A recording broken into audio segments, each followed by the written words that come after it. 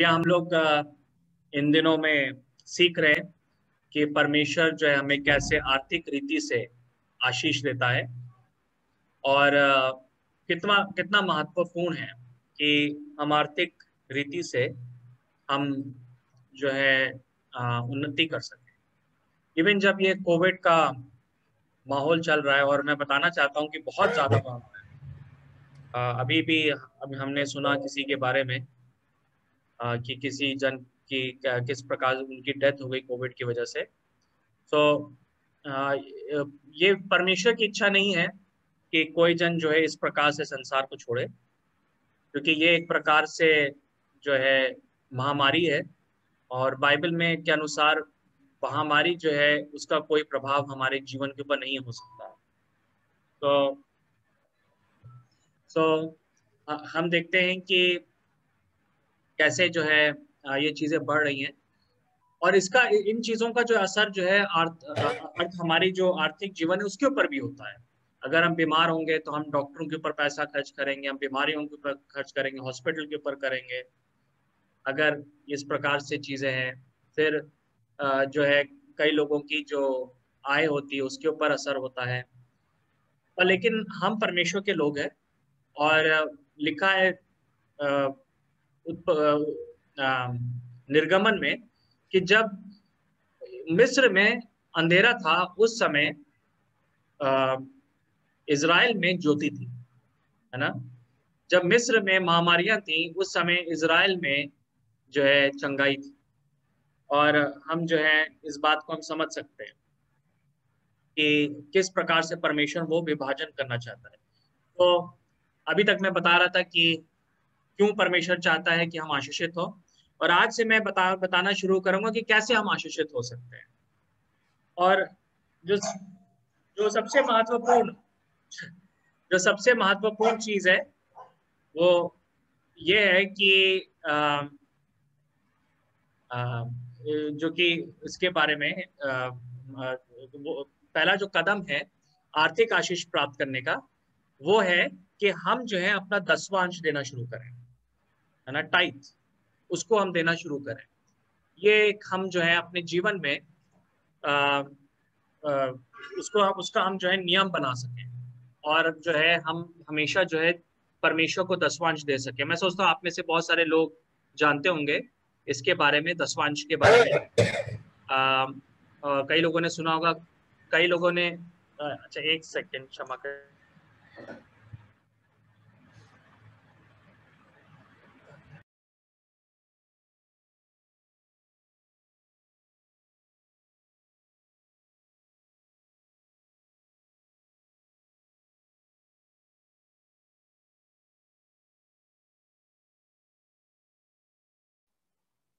हम देखते हैं कि किस प्रकार से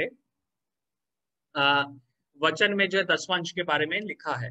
और सबसे पहले जो है हम 10वां अंश के बारे में हम देखते हैं उत्पत्ति में कि वहां पे इब्राहिम जो है वो 10वां अंश जो है वो मेल्किसेदेक को देता है, जो कि परमेश्वर का महायाजक था। और 10वां अंश का मतलब होता है कि जो कुछ भी हम आए हैं, हमारी जो कुछ भी हमारी इनकम है, उसका 10वां भाग जो है हम परमेश्वर को दें, राइट। और ये कोई टैक्स नहीं है, पर लेकिन ये एक विश्वास है। और परमेश्वर के अनुसार जो है ये परमेश्वर ने नियुक्त कर रखा है कि हम जो है इतना भाग जो है परमेश्वर के राज्य में हम दें। और ये उदारता का पहला कदम है। ये परमेश्वर का तरीका है कि हम जो उदारता सीख सकें। ये परमेश्वर का तरीका है कि हम विश्वास करना सीख सकें, राइट। और इसका जो इम्पैक्ट है वो हमारे जीवन के हर एक पहलू के ऊपर होगा, हर एक बात के ऊपर जो है इसका इम्पैक्ट होने पाएगा। तो इसके लिए मैं चाहता हूं कि हम जो है मलाकी उसका 3रा अध्याय 6 से लेके 12 तक कोई पढ़ दे हिंदी में। मलाकी 3रा अध्याय 6 से लेके 12 तक।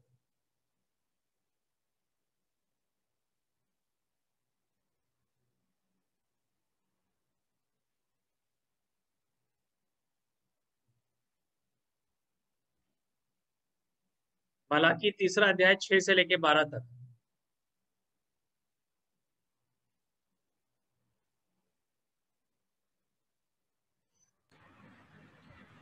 क्योंकि मैं यहोवा बदलता नहीं, किसी इसी कारण हे याकूब की संतान, तुम नष्ट नहीं हुए।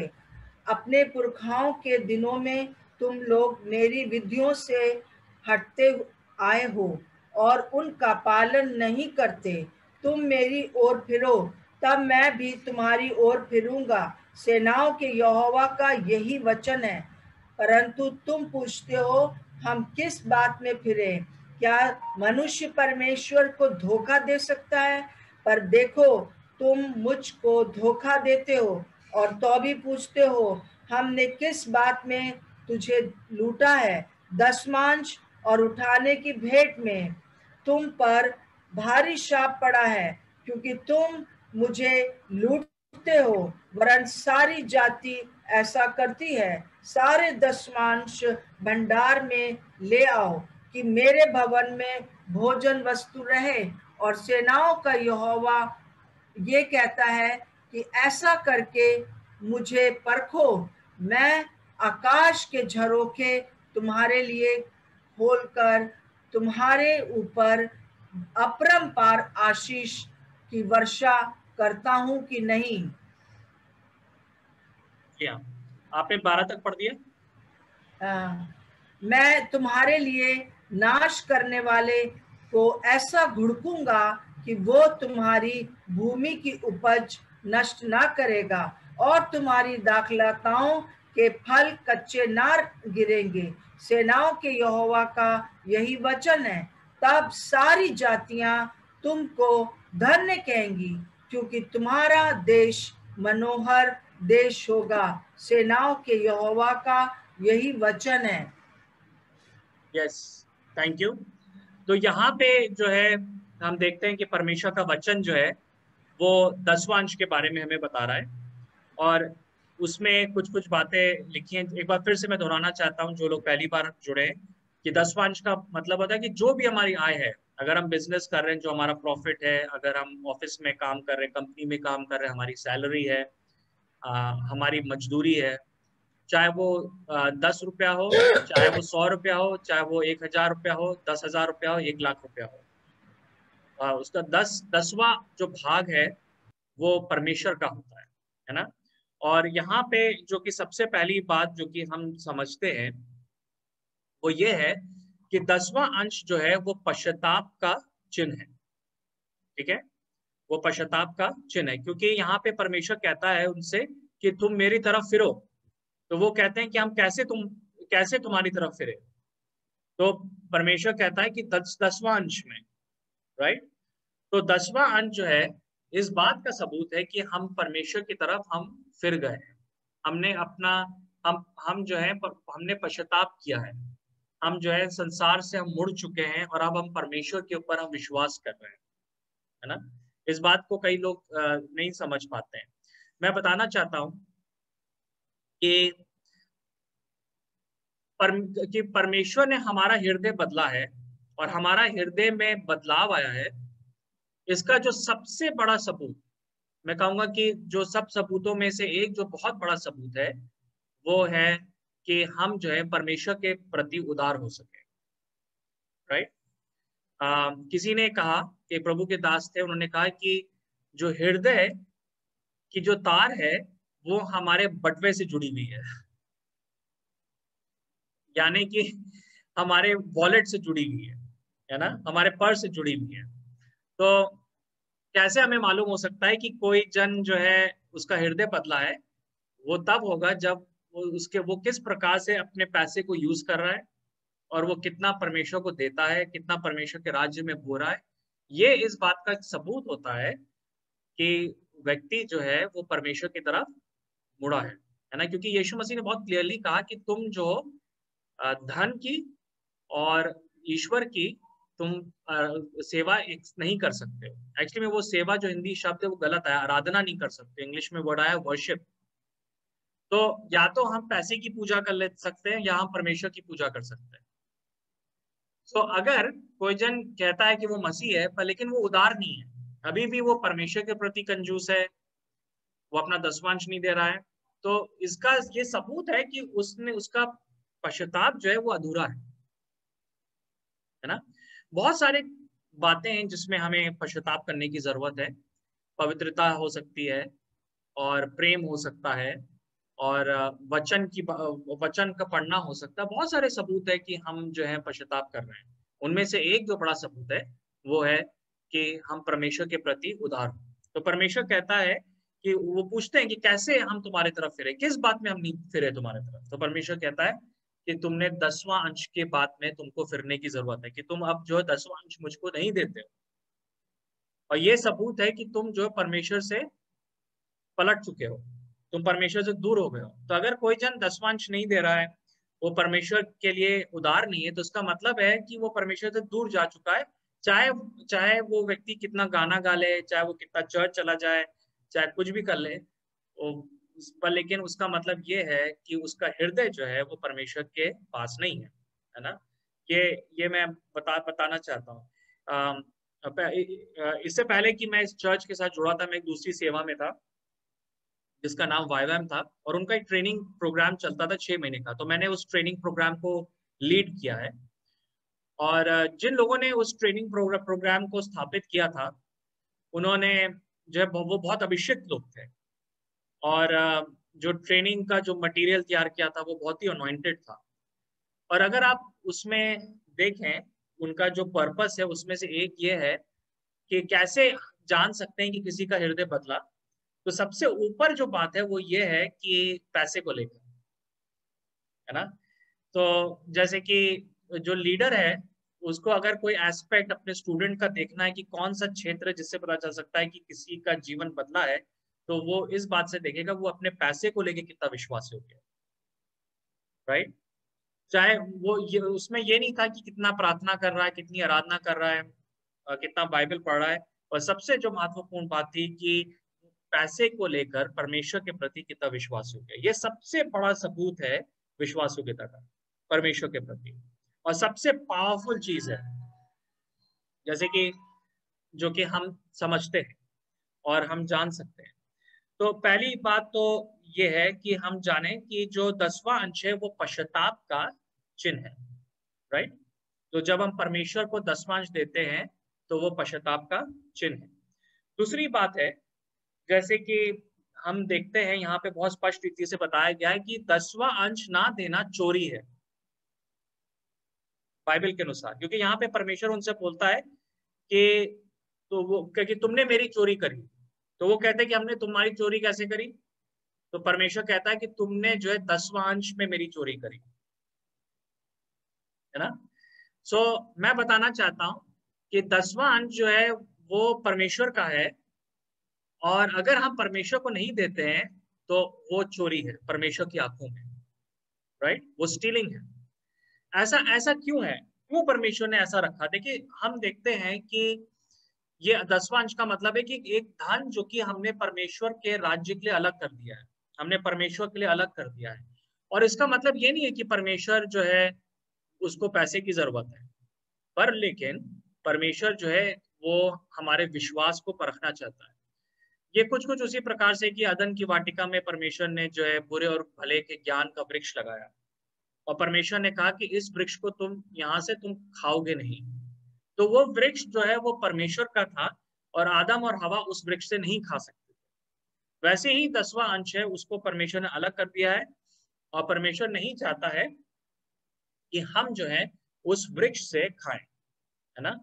और ये परमेश्वर का है। तो अगर कोई जन जो है 10वां अंश को नहीं दे रहा है और वो इधर उधर लगा दे रहा है, तो उसका मतलब है कि वो जन जो है वो परमेश्वर से चोरी कर रहा है, राइट।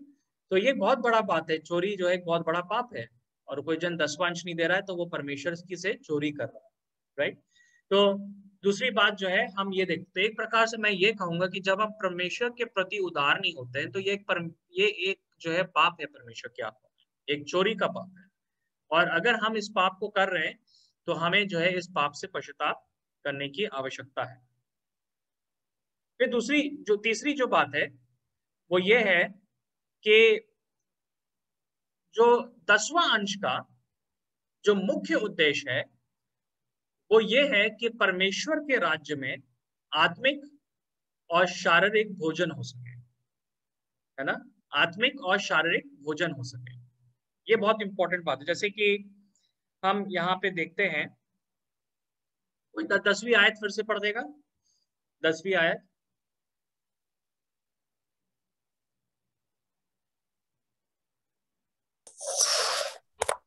सारे 10 भंडार में ले आओ कि मेरे भवन में भोजन वस्तु रहे, और सेनाओं का यहोवा यह कहता है कि ऐसा करके मुझे परखो कि मैं आकाश के झरोखे तुम्हारे लिए खोलकर तुम्हारे ऊपर अपरंपार आशीष की वर्षा करता हूँ कि नहीं। जी हाँ, थैंक यू। देखिए यहाँ पे लिखा है कि जो 10वां अंश का जो मेन वो था, वो ये था कि परमेश्वर के राज्य में भोजन हो सके, राइट। और इवन मैं अगली बार आपको बताऊंगा कि जो इस बात को मैं और अच्छे से मैं समझाऊंगा कि पुराने नियम में लोग जब 10वां अंश लाते थे तो वो ज्यादातर वो पैसा नहीं लाते थे, वो जो थे क्या करते थे, वो खाने पीने की चीजें लाते थे और वो मंदिर में लाते थे, और वहां पे एक स्टोर रूम था, उसमें वो डाल दिया जाता था, और जो याजक थे वो जो है वहां से खाते थे। और दूसरी बात है कि जो लोग लाते थे, जैसे कि उदाहरण के लिए वो गेहूं लाए या वो कोई जानवर लेके आए, मतलब बकरा लेकर आए, तो फिर वो लोग क्या करते थे, मंदिर के अंदर वो याजक को बुलाते थे और कुछ लोगों को बुलाते थे और परिवार के साथ मिलकर उनके साथ भोजन करते थे, वो संगति करते थे, ठीक है। तो उसका मतलब है कि जो जो टाइप है, जो 10वां अंश है, वो बेसिकली हमारे आत्मिक भोजन के लिए है, संगति के लिए है। और मैं इस बात को अगली बार मैं समझाऊंगा, क्योंकि कई लोगों का सवाल है 10वां अंश कहाँ देना चाहिए।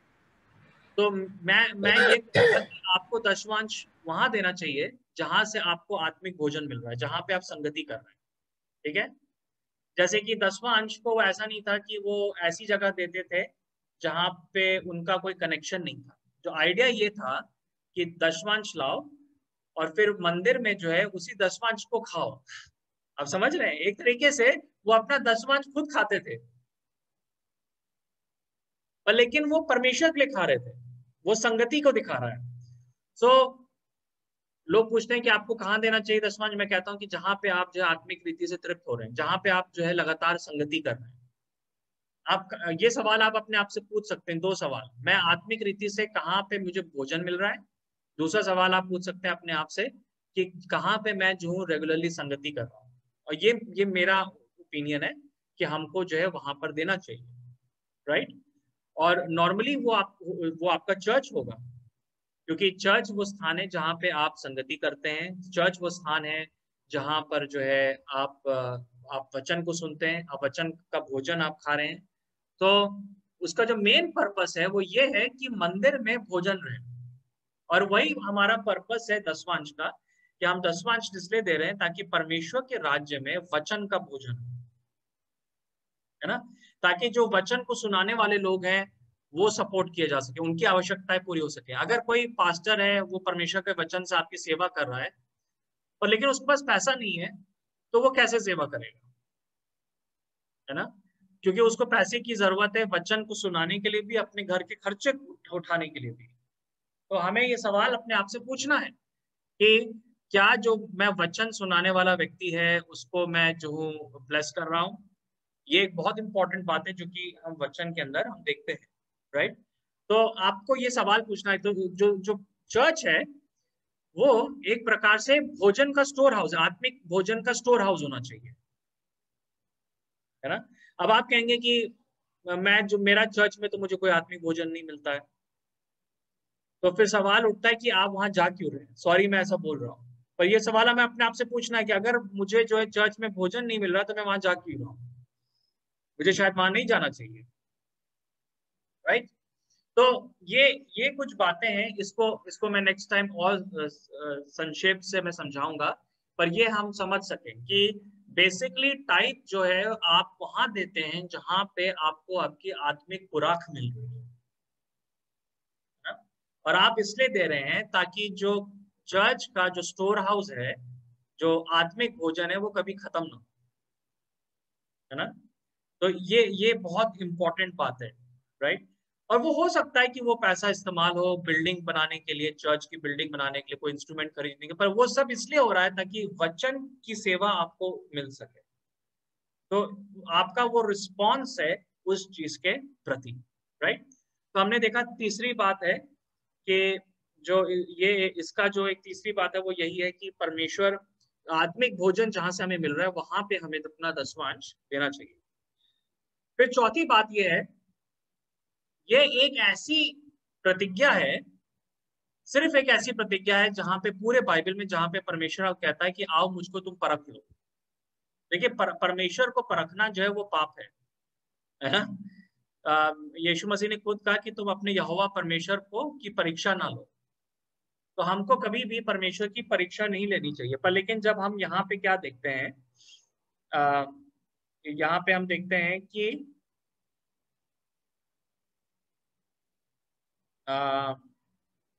सॉरी मैं यस 10, तो 10 में यहाँ पे अगर आप बीच में देखेंगे तो यहाँ लिखा है कि और तुम मुझे इस बात में परख लो, है ना। मुझे परख लो, क्या परख लो? कि तुम अपना दसवांश लेके आओ और तुम देखो कि मैं तुम्हें आशीष देता हूं कि नहीं। तुम मुझे चेक कर लो, तुम मुझे इसमें टेस्ट कर सकते हो कि तुम दसवांश लेकर आओ और तुम देख लो कि मुझे तुम परख लो कि मैं तुमको 100% तुमको ब्लेस करूंगा। पूरे बाइबल में कहीं पर भी ऐसी वर्स नहीं लिखी जहां परमेश्वर ने कहा कि मुझको आके परख लो, है ना। उल्टा परमेश्वर कई बार बहुत गुस्सा हुआ लोगों से जब लोगों ने परखने की कोशिश करी उसको। पर ये एक वर्स है जहां पे लिखा है बहुत स्पष्ट रीति से कि तुम मुझे आगे परख लो। तो इसका मतलब है कि परमेश्वर जो है 100% आश्वासन हमें दे रहा है। जब हम रेगुलरली टाइप देंगे तो परमेश्वर जो है स्वर्ग के झरोखों को, स्वर्ग की खिड़कियों को वो हमारे लिए खोलेगा। कितनी पावरफुल वर्स है। और वो ये प्रतिज्ञा करता है कि वो हमें इतनी आशीष देगा कि हमारे पास स्थान नहीं होगा रखने के लिए। हालेलुया, है ना। हमें से हम सब लोग जो है ऐसा जीवन चाहते हैं। हम सब चाहते हैं कि परमेश्वर हम लोग को आशीष इतनी दे कि हमारे पास स्थान ना हो तो हम लोगों को कहें कि भाई आओ तुम थोड़ा सा ले लो, तुम भी ले लो, तुम भी ले लो, है ना। जैसे हम पतरस के साथ देखते हैं, वो मछली नहीं पकड़ पा रहा था, पर जब यीशु मसीह उसके नाव में आया तो इतनी मछली पकड़ने लगा कि उसको लोगों को बुलाना पड़ा मछली पकड़ने के लिए, मछलियां संभालने के लिए। तो परमेश्वर जो है इतनी आशीष हमें देना चाहता है कि वो हमारे जीवन से उमड़ने लगे और दूसरे लोगों तक पहुंचने पाए। और ये कब होगा? ये तब होगा जब हम जो है 10वां अंश देना शुरू करेंगे। बहुत स्पष्ट रीति से हम इस चीज को यहाँ पे देखते हैं, है ना। तो हम इस बात में मतलब आश्वासित हो सकते हैं कि अगर हम दे रहे हैं तो हमें ब्लेसिंग मिलेगी। परमेश्वर कहता है कि तुम मुझको आके परख लो कि मैं तुम्हारे लिए स्वर्ग के झरोखे खोलूंगा, राइट। पांचवी बात, और ये बात बहुत इंपॉर्टेंट है, वो ये है कि जब हम जो है 10वां अंश देते हैं तो परमेश्वर जो है जो नष्ट करने वाला है उसको डांटता है, उसको दूर हटाता है। कोई जन 11वीं आयत पढ़ देगा। मैं तुम्हारे लिए नाश करने वालों को ऐसा घुड़कूंगा कि वह तुम्हारे भूमि की उपज नष्ट ना करेगा और तुम्हारी दाख लताओं के फल कच्चे ना गिरेंगे। सेनाओं के यहोवा का यही वचन है। यस, मैं तुम्हारे लिए तुम नष्ट करने वाले को ऐसा डांटूंगा, है ना। घुड़कू का मतलब उसका मतलब डांटूंगा कि वो कोई भी चीज को नष्ट ना करने पाए। मैं पूछना चाहता हूं कि नष्ट करने वाला कौन है?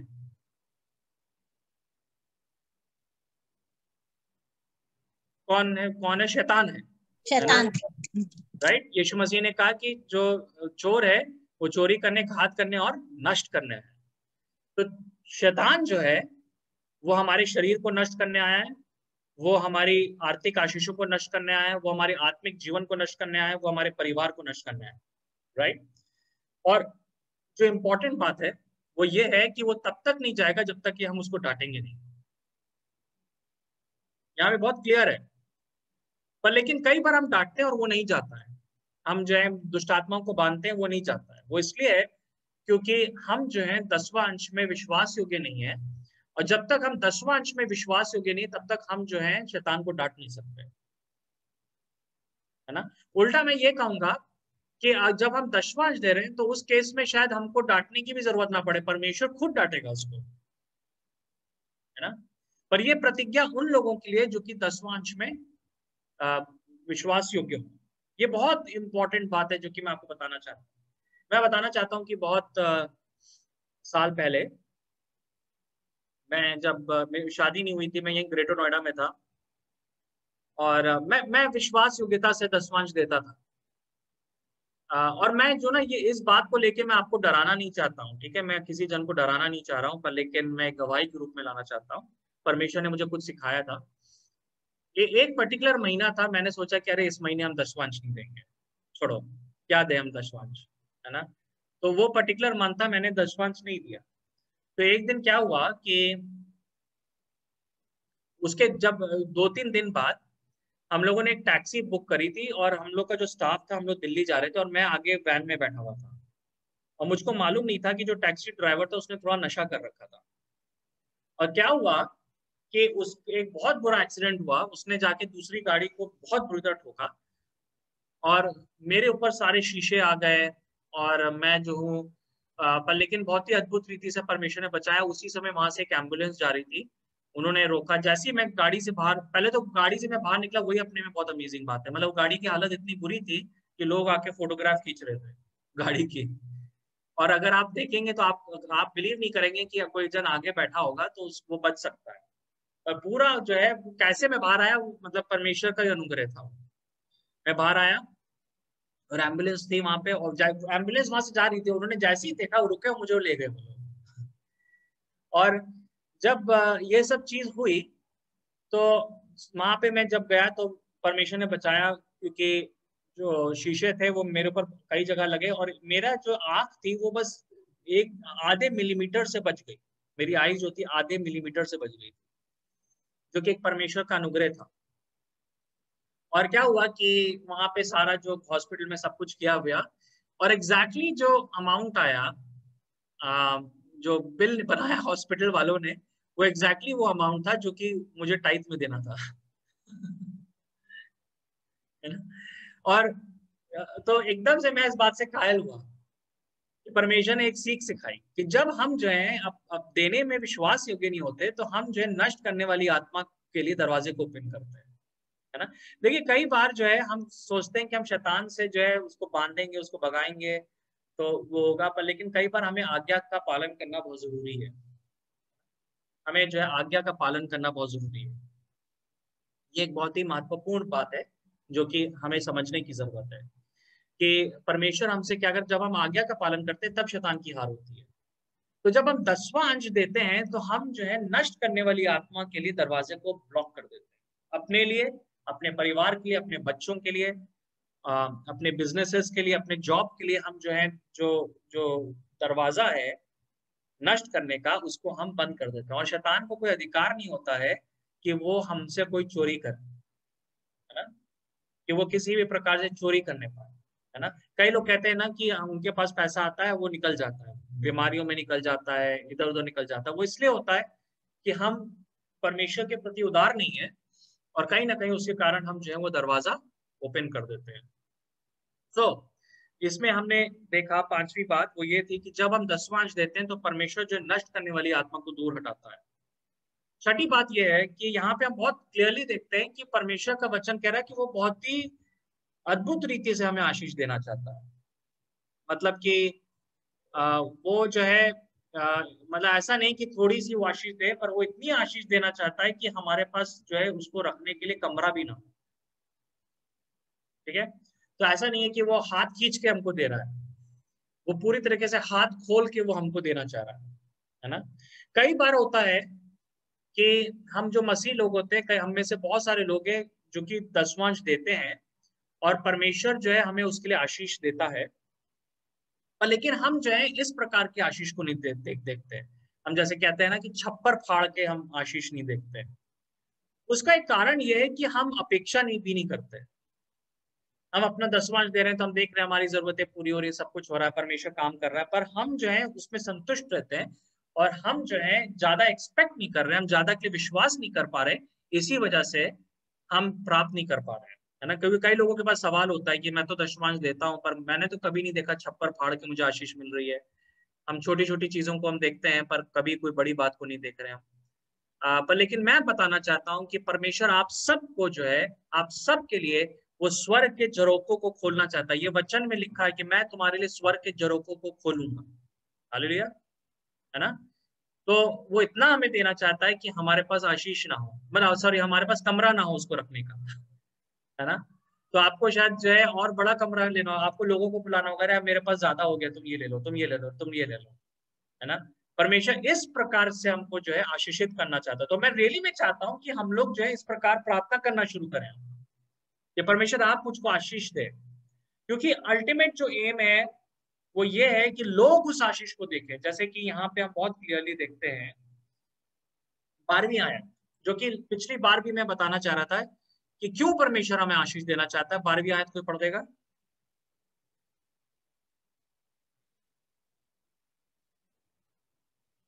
वो आंटी आपको अनम्यूट करना होगा। तब सारी तुमको धन्य कहेंगी, क्योंकि तुम्हारा देश मनोहर देश होगा। सेनाओं के यहोवा का यही वचन है। जी जी हाँ, जो अन्य जाति के लोग होंगे वो तुम्हें धन्य कहेंगे। तो परमेश्वर हमें आशीष क्यों देना चाहता है? वो आशीष हमें इसलिए नहीं दे रहा है कि हमारे लिए ही सिर्फ, वो हमें आशीष देना चाह रहा है क्योंकि वो अन्य जातियों तक पहुंचना चाहता है। तो जब आपके रिश्तेदार जो मसीह को नहीं जानते, वो आपके जीवन में बदलाव को देखेंगे, आपकी जो आर्थिक जीवन है उसमें बदलाव को देखेंगे। वो देख रहे हैं कि जब आप यीशु मसीह को नहीं जानते थे तो आपके पास एक्स्ट्रा नहीं था, पर अब वो देख रहे हैं कि आप बहुत आराम से जी रहे हैं। वो देख रहे हैं कि बहुत आराम से आप अपने बच्चों की फीस को दे रहे हैं। वो ये भी देख रहे हैं कि आप जो है बहुत आराम से आप कपड़े खरीद ले रहे हैं, खाना खरीद ले रहे हैं, और पहले की जैसे तंगी नहीं है। जब वो इस डिफरेंस को देखेंगे तब वो कहेंगे कि हाँ, इनके बीच में जीवता परमेश्वर है। ठीक है, मैं आपको बताना चाहता हूँ कि कई मसीह लोग बहुत घमंड करते हैं कि वो गरीब है। मैं बताना चाहता हूँ कि गरीबी जो है उससे कोई भी जो है परमेश्वर को महिमा नहीं मिलने जा रही है। गरीबी जो है अन्य जातियों के लिए एक एक जो है ठोकर का पत्थर है ना। हम कैसे एक अन्य जाति को बताएंगे कि हमारे बीच में जो है जीवता परमेश्वर रहता है अगर हम गरीबी में रह रहे हो, है ना। आपके रिश्तेदार जो हैं वो आपको रिस्पेक्ट तब देंगे, वो आपकी बातों को तब सुनेंगे जब वो देखेंगे कि आप आर्थिक रीति से आप उन्नति कर रहे हैं, है ना। तो ये लालच नहीं है, ये लालच नहीं है। उल्टा मैं ये कहूंगा कि अगर कोई जन जो है आशीषित नहीं होना चाहता है तो वो घमंडी है। राइट, वो क्या है? वो घमंडी है। अगर अगर जो है क्योंकि परमेश्वर उसके जीवन में करना चाह रहा है तो वो रिसीव नहीं करना चाह रहा है तो वो घमंडी है, क्योंकि वो घमंड कर रहा है कि वो जो गरीबी में रह रहा है। बहुत सारे मसीह लोग जो हैं जो सेवा करते हैं वो बहुत घमंड करते हैं कि वो गरीब है। वो संसार भर में लोगों को बताते हैं कि देखो हम जो है झोपड़ में रह के हमने जो है सेवा कर रहे हैं परमेश्वर की। उनको उस बात से घमंड आता है ना। ये कोई जो आशीष की बात नहीं है। जब परमेश्वर जो है हम हमसे चाहता है कुछ कि हम प्राप्त करें और हम मना कर देते हैं तो वो घमंड का चिन्ह है ना। बहुत सारे जो गरीब लोग हैं वो जो है घमंडी होते हैं। बहुत सारे मसीह उनके पास पैसा नहीं है पर वो अपने आत्मिक जीवन के ऊपर बहुत घमंड करते हैं, है ना। एक जगह लिखा है नीति वचन में, मेरे फेवरेट वर्सेस में से एक है, मुझे अभी ध्यान नहीं है कहाँ पे, मतलब एग्जैक्ट वर्स क्या है, पर उसमें यह है कि it is better to have a servant and then have honour but या इट इज, उसमें उसका जो मतलब है, वो इस प्रकार से है कि ये ज्यादा अच्छा है कि किसी के पास धन हो बनिस्बत किसी के पास जो है धन ना हो और पर लेकिन झूठा घमंड हो। आप समझ रहे हैं इस बात को? राइट, कि उसका जो कहने का मतलब ये है कि जैसे कि कई जो हम खास तौर से मसीह लोगों में ये बहुत है। मसीह लोगों में क्या है कि हम लोग जो है भारत के अंदर हम छोटा मोटा काम नहीं करना चाहते हैं। जैसे कि हम लोग के समाज में क्या है कि सब लोग जो है टीचर बनना चाहते हैं। है ना, या सब लोग सब लोग जो है इस वजह सब लोग बीएड करते हैं, या सब लोग प्रोफेसर बनना चाहते हैं। क्यों बनना चाहते हैं? क्योंकि इज्जत है।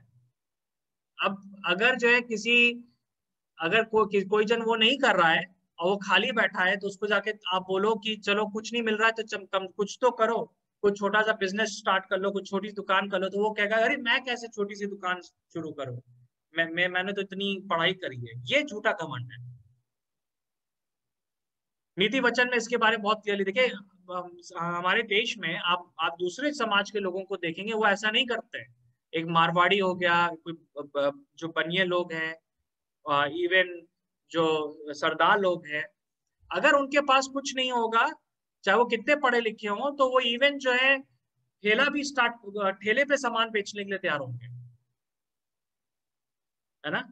ये एक अच्छी बात है, ये उनसे हमें सीखने की जरूरत है। ये दिखाता है कि वो जो है उनके अंदर झूठा घमंड नहीं है। पर हम जो मसीह लोग हैं, हम लोग के अंदर बहुत झूठा घमंड है। और बाइबल उसके बारे में कहती है, वो कहती है कि it's better to have wealth then have honour without wealth, है ना। जो उसका जो प्रॉवर्ब है उसका मतलब ये है, मतलब लेकिन हम लोग के अंदर बड़ा इज्जत, बड़ा वो है कि भाई हम जो अपने नाम के आगे ये लगा रहे हैं, हमने पीएचडी कर रखी है, हमने ये डिग्री कर रखी है, हमने वो कर रखा है, पर लेकिन जो है पैसा नहीं रहता है। इसी वजह से हम भारत में अगर आप देखें, उत्तर भारत में हम देखें, बहुत बड़ा कारण है कि मसीह लोगों के पास पैसा नहीं है, राइट। हम लोग के पास पैसा नहीं है। उसका क्यों कारण है? क्योंकि हम लोग के अंदर एक झूठा घमंड है ना। और हम लोग जो है गरीबी को सेलिब्रेट करते हैं। हम लोग चर्चेस के अंदर गरीबी को सेलिब्रेट करते हैं, हम लोग जो मिशन में गरीबी को सेलिब्रेट करते हैं, पर ये एकदम गलत चीज है। हमें गरीबी को सेलिब्रेट नहीं करनी चाहिए। गरीबी जो है वो श्राप है, इससे किसी को ब्लेसिंग नहीं मिलने जा रही है। और जो पहला कदम है इसके तरफ बढ़ने का, वो है कि हम दसवांश देना शुरू कर सकें। तो अगर आज तक आपने नहीं दिया दसवांश, तो मैं कहूंगा कि आप जो है देना शुरू करें। अगर आपका चर्च है तो आप अपने चर्च में देना शुरू करें। अगर वहां पे आपको आत्मिक भोजन मिल रहा है, अगर वहां से आपको संगति मिल रही है, तो आप अपने चर्च को देना शुरू करें, है ना। नियम बना ले, जैसी सैलरी आई पहला चीज क्या, दसवांश दिया। जैसी कोई आय प्रॉफिट हुआ, पहली चीज क्या किया, दसवांश दिया। और आप लॉन्ग रन में उसका डिफरेंस देखेंगे। कई बार परमेश्वर जो है बहुत जल्दी काम करता है, कई बार वो थोड़ा टाइम लेता है, पर लेकिन आप अगर रेगुलरली जो है दसवांश देंगे और आप एक साल वेट करेंगे, तो आप वो डिफरेंस को देखने पाएंगे, है ना। मैंने कई लोगों को देखा, कई लोगों को जब मैंने बोला तो उन्होंने जब करना शुरू किया, तो उन्होंने 4 महीना 5 महीने में उनके जीवन में एक डिफरेंस आने लगा, राइट। कभी कभी जो है परमेश्वर बहुत अद्भुत रीति से काम करता है, कभी कभी वो हमको आशीष देता है, पर कई बार जो है वो हमारी आशीष को संभाल के भी रखता है। जैसे कि जब इजरायली थे, वो रेगिस्तान में थे, तो वहां उनके लिए लिखा है कि उनके 40 साल तक उनके जूते नहीं फटे, है ना, उनके कपड़े नहीं फटे। जब हम दसवांश देना शुरू करेंगे तो हम उस प्रकार की ब्लेसिंग को देखेंगे। आप देखोगे कि आप कोई चीज खरीद रहे हो तो वो ज्यादा दिन ठहरी हुई है, ऐसा लेकिन कई बार क्या होता है, वो टूटती नहीं है। आप कार खरीद रहे हो तो उसकी उसकी उसमें आप देख रहे हो कि इंजन की लाइफ ज्यादा है, आपका एक्सीडेंट नहीं हो रहा है, तो आपको कोई खर्च नहीं करना पड़ रहा है। आप देखने पाओगे कि आप बीमार नहीं हो रहे हो, ताकि आप डॉक्टरों पे पैसा ना खर्च करो। तो कई बार परमेश्वर जो है इस प्रकार से भी हमें ब्लेस करता है। ऐसा नहीं है कि हम जो है दसवांश दे रहे हैं और वो हमको पैसा दे रहा है उसके लिए। कई बार वो डिफरेंट वेज में हमें ब्लेस कर रहा है ना। तो ये कुछ बातें हैं जो कि मैं आपके सामने आज रखना चाह रहा था, और मैं उम्मीद करता हूँ कि आप आशीषित हुए हैं। किसी के